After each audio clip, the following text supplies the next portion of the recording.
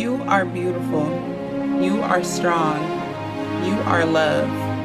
You deserve to have the life you desire. It doesn't matter what others say about you. It's about what you say about you. You are worthy.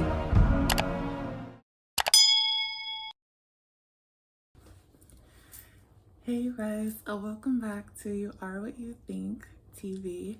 Today I'm going to be going over regrets. I know that regret is a really big topic, and for it being the end of Women's Month, I definitely wanted to talk about regret because oftentimes as women, we regret a lot of things that we had no control over. And this video is truly dedicated to all the people who live in the past, who regret things that they had no control over. And then even times you're supposed to offer yourself grace for the things you did have control over, but just chose poorly. I'm going to be the first one to say that I randomly thought about this topic when remembering back in 2020, my little sister had asked me if I had regretted anything at the age that I was. And so I remember the end of 2020, everything was with COVID was still going on pretty strong. Everyone had to wear masks. They were doing heat checks, all the things, right?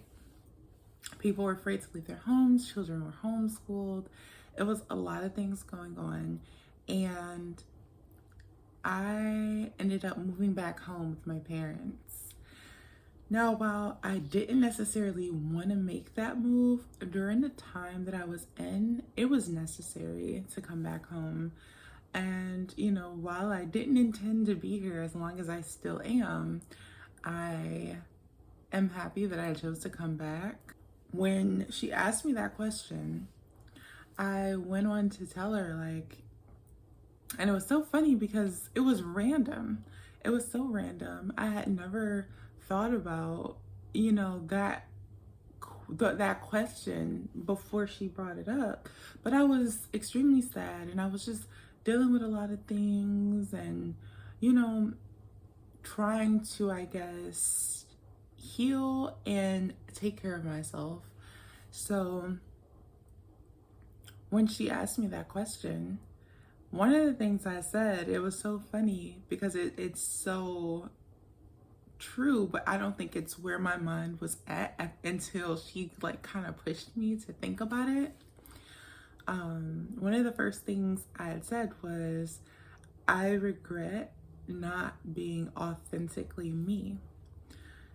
And when I say that, I have dealt with imposter syndrome, anxiety for pretty much caring too much about how other people viewed me, and just, internally doing way too much, right? Because at the end of the day, if you had, or anyone else had talked to these people who, I considered friends or just people who I hung out with or whatever, I don't think they would have, they're probably thinking girl, you thinking too hard about it. It's not that deep. And oftentimes when people struggle with anxiety issues or insecurities and things like that, it usually stems from internal, internal expectations in a way. And it's something I kind of struggled with my whole life, honestly. I've never been fully myself, I would say, only around family, but never in really big crowds. And there are some friends who got to see, different sides of me, but it was never fully who I am. And so, as some of you may know, from that time when she asked me that question, God pretty much moved me to make some very big changes within my life, which I am so grateful that I listened and that I trusted God through that journey. And it's not over yet, but I'm just, letting you guys know that's what I did. And another thing is so funny, and I don't know why as women we do this, but it was my last relationship I'd ever been in. I told her this too. I said, I regret not being fully me and expressive and just who I am. In my last relationship, I was extremely insecure and bottled up and kept to myself and I just wasn't fully me.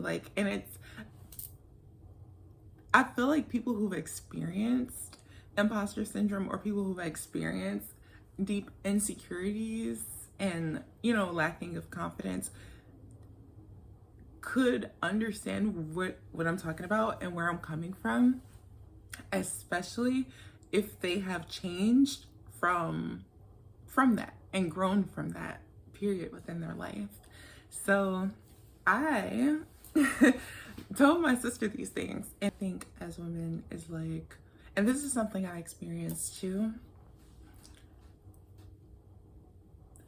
The relationship that I was saying I regretted not being fully me in is a relationship where I wasn't treated how I would have wanted to be treated. I had been ghosted in that relationship. I mean, it was pretty wild. Like, compared to who I am now and the standards I have for not only myself, but other people who are even interested in creating a romantic relationship with me, it's like night and day. So at the time, I felt like I was coming from a broken place, a very sad and hurt place, that I was just sulking, if you know what I mean. Like, I was just sulking. I was hard on myself. I was just going through it. I feel like 2020 did a lot for a lot of people. Like, I have started going to therapy and just all types of things, guys, because, yeah, COVID was wild. The beginning of COVID was wild. But anyway, now, I think it might have been maybe, we're in 2025. So maybe last year, I was just thinking, it's just like, I was listening to a podcast and they were just talking like about how women always seem to want to go back to a period where they may not have been treated how they wanted to. And it's funny because I think part of the reason why things happened the way they did is because I allowed it. I know that you've heard, like, we set the tone for how we get treated in any relationship, really, based off of our boundaries that we set and standards that we make known, right? The things that we allow to happen or not happen. And for somebody who deals with insecurity or, imposter syndrome or whatever you want to call it, I feel like at that time I was speaking from a place of hurt, and I truly would never want to repeat any relationship that I've ever been in. I'm not gonna lie, I've never witnessed the perfect relationship. Whether it's with friends, family, a significant other, I've never witnessed, not ever. I've never read a story where I was like, oh my God, that's such a beautiful, no, because when you think about it, every story has it's good, it's bad, things we don't know that are involved. So it's just like, when people think about, oh, this is what I want or this looks ideal, they have to remember that there is this other secret component to what they're saying they want that may be extremely unknown, that they won't realize that they asked for until after the fact. And so I became extremely mindful of realizing that I've never truly desired anyone else's anything. You got to think about it, because what God has for you is meant for you and no one else. Not to mention, what you want is significantly different from what other people want. You know, you may say, oh, you want so and so's wealth, but you don't know what comes with that wealth. You don't know if they're stressed. You don't know about any health, you know, issues. You don't know how much it costs to maintain their sanity while they're trying to navigate the kind of wealth they have. It's so many different factors that people don't consider, I feel like, when it comes to what they say they want that someone else has.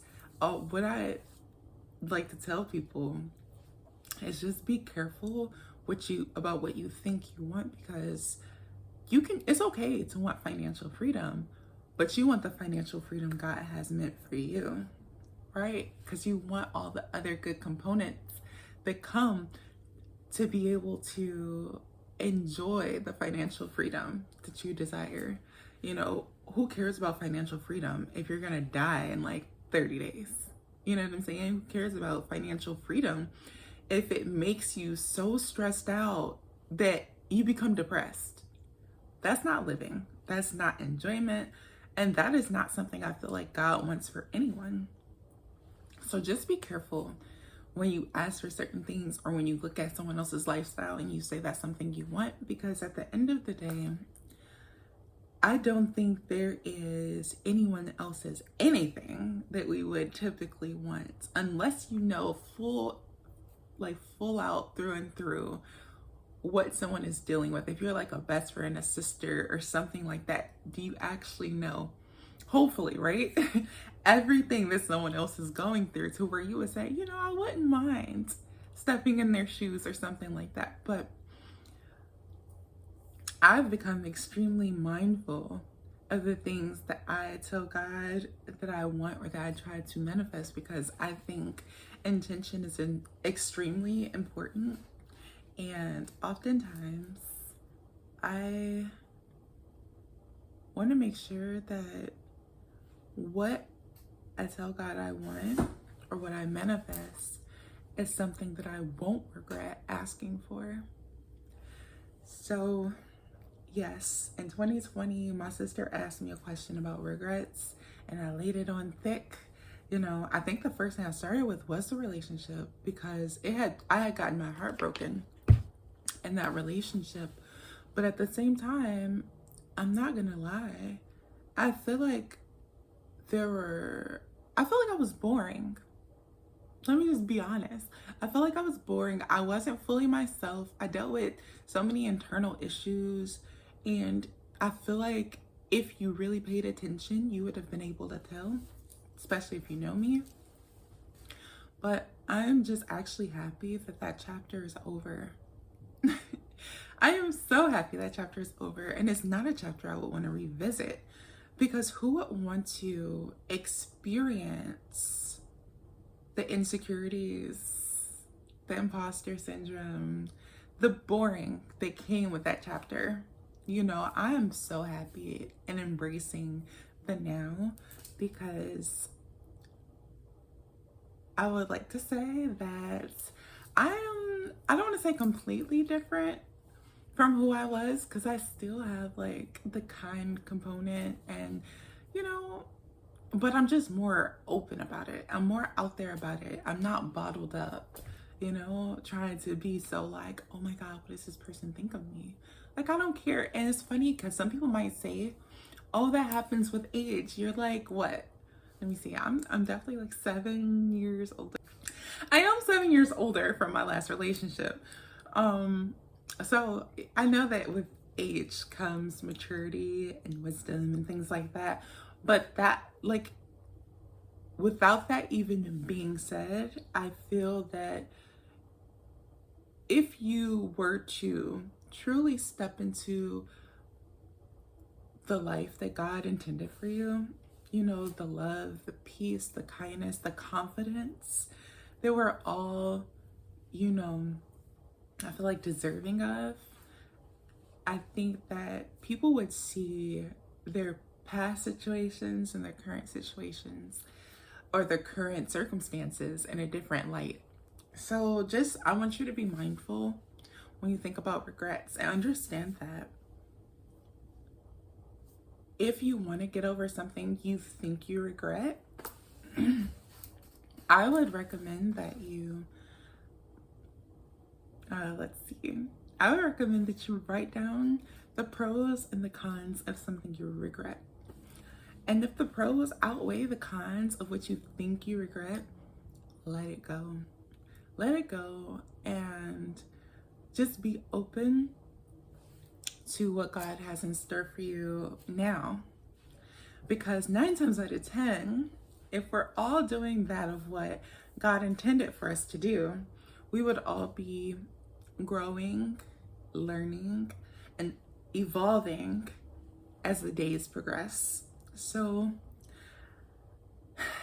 as we come to the end of Women's Month, please, please, please, please, whether you're a woman or a man, it doesn't matter. I want you to let go of the regrets, be present in the moments. And I know it's funny because I know I'm talking about this and I still might have some, like, because everyone has their issues, right? Like, I have some issues in my family, like I'm sure some of you have too. And although not resolving certain issues or talking about certain things, or having those like difficult conversations with your family may be at a standstill right now, I just want to say that it's not forever, and I'm actually working on healing those parts of my life because wellness in every aspect of that word means everything to me. And so if you know how important relationships are for your livelihood, I would recommend you leave any regrets you have in the past, focus on the present moment, and think about ways in which you can help to heal relationships that you may be struggling with at this current moment. If you regret how you spoke to someone, definitely let them know. If you want to sit down and have a serious conversation with someone you love and care about, let them know. You definitely want to take time to think about what you want to say, but just be mindful when you speak to them. Don't be in a rush. Don't try to argue. Don't try to over talk someone. Conversations are best done when both people are able to speak clearly and thoroughly for understanding on both parts. So be extremely mindful when you try to mend those relationships, as I plan to do also. But as far as regrets are concerned, guys, don't. Regrets are pointless. Don't have any regrets. You gotta think about it like this. Whether good or bad, the things have already happened. And at the end of the day, I think it's important that we focus on what we have control over now in the present moment. So going forward, keep an open mind, a kind heart, and lead with love. That way you are open and ready for the life that God has in store for you. No regrets, April 2025. You guys, it's been so wonderful being here with you all. But until next time, be well.